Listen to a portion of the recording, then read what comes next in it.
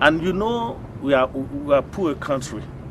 But what you give to us is more important than gold, than money, than house, than American cars, than everything that you can give us. That's why I say that we are more blessed than you, because you brought us the gospel.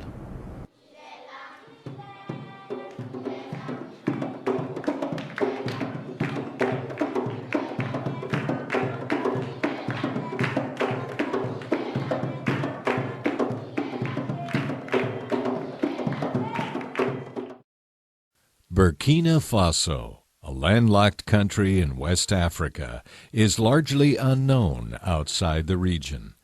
Formerly known as the Republic of Upper Volta, independence from France was achieved in 1960 and renamed Burkina Faso in 1984.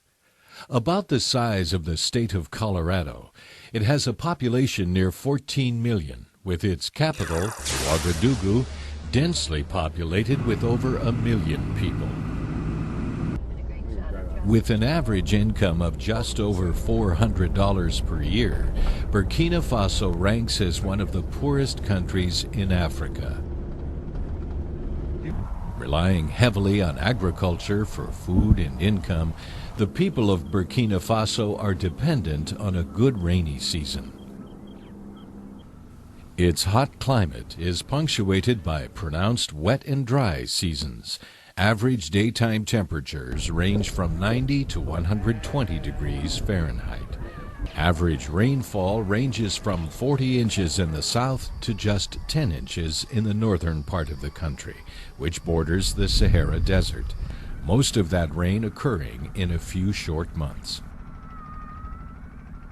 Made up of 63 ethnic groups and multiple religions, the Mossi people make up half of the population.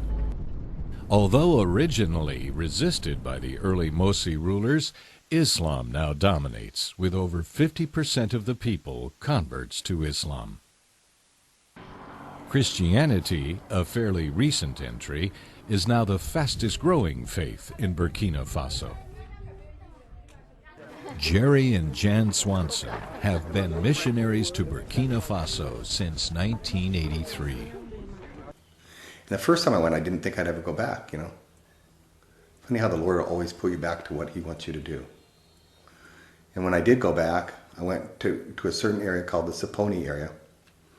And I decided to get the 50 pastors or so in that area together and just to pray with them before I left and minister to those 50 pastors. I gave them each $50, which is a big thing. And hey, I couldn't do anything else. You know, I was one person, I felt like. But I wanted to be able to pray for them effectively, so I asked them in a group, well, what's the biggest thing that you have in your heart that you want, you know? And that's, all of them would say the same thing. They wouldn't say a bicycle. They wouldn't say, gee, we want something for ourselves. We need, you know, a scooter. We need food, or anything. They all said, we need roofs. We need roofs for our church. You know, for our friend's church or for the church in the area, we need roofs. You're out in the bush, and the weather is so bad in Burkina Faso. The heat is so bad, the wind is bad, and the rain's coming, and it's downpouring, and you have people walking to church. So they can put a covering on a church building that they've built out of brick themselves, but they have no money, so they usually make it out of straw. And so, you know, if it rains or the wind comes up, it's gone. You have to build a church, but how do you do it? You will call your church member to help you make mud bricks. And then when you have enough number of bricks, you will start building, let's say, 12 by 7 meters in church. It will take 1 month to build it, and then you will start praying for the roof. But if you are in a good place when it rains well, you can have a field for the church. That means you farm just for the church. What you get, you sell, and you save the money, maybe 3, 4, 5 years, if it rains well. But usually you can have good season this year, and the next year it's not good. So you can wait even 9 or 10 years before getting enough for the roof. Awantari, the president of the Assemblies of God in Burkina Faso, has been in a unique position to watch the growth of Christianity in his native land. His father helped establish the first church by the Assemblies of God in Burkina Faso in the late 1930s. When I was young, my father was a minister. He was a pastor in the bush. He had nothing, just his cornfield and millet and peanut.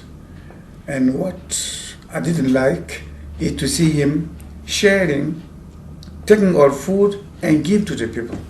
I really didn't like that. But he knew what he was doing. And God has always provided for my family. But in the time of famine, when it's very hard, American government 10 years ago had to send this millet, red millet, to the people. And what they said is, we better give to the pastors because we can trust them. And the millet will come to the pastors, and they are using the churches we built to store there. And the Sunday or Monday, they will call all the villages, Muslim, Catholic, animist, and Christians. We had some gift, and we are supposed to share it with you. And you know what? I'm telling you that I don't want to say that I wish that we have some famine sometimes. But when they come and you share the word of the food, they said, well, these people are good people. What they preach is what they do. And during those times, many will come to know Jesus. We give him an African name, Mwenpanga. One to see who does want to mean God's power. Because we have seen that God is using him powerfully to help us by teaching and giving roof. Because in Africa we can work and build to the house, but we don't have money to buy the roof. My name in Burkina Faso is Wenpanga, which means God's power. And I have to have God's power to be there. That's why they gave me that name. It's amazing that the Lord lets us do that, It's really humbling to go along and you see a church out in the bush and they've waited for a year or 2 years or 3 years, waited and prayed all the time for a roof. And we get to come along and put that on. And I know that's a gift from God. And I thank God for that, that we get to do that. I don't have anyone since 1921 who came to Burkina, who helped the National Church to build God houses, churches like this man. I am wordless to say the impact that this man made for the National Church. I guess the last thing I want to say is I really appreciate people praying for us. We need that. That's what we need the most. I won't go over there without people praying for us. We've always needed a lot of prayer support. Let us work together. Let us build the kingdom of God together. So is the opportunity for me to thank American Mission, to thank Jules Swanson, his wife, and all the churches in America, and all the people in America who support for putting roof here in Burkina Faso. Some of you will never see Africa, but will see each other in paradise. And God will show you all the Burkina Faso churches. Oh, it's so much that you help, you support. So I'm going to go as long as the Lord has me go.